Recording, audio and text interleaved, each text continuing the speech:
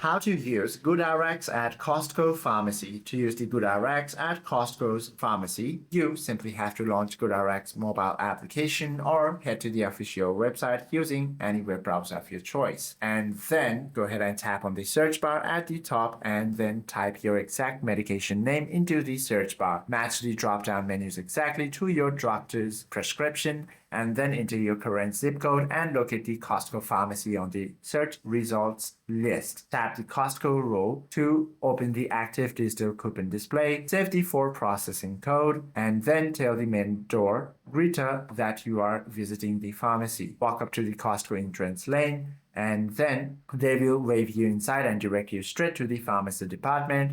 Then present the coupon at the pharmacy counter. Now you simply have to pay and pick up your medication at the register. Hope this video helps you out a lot. If you have any questions or queries, do comment down below.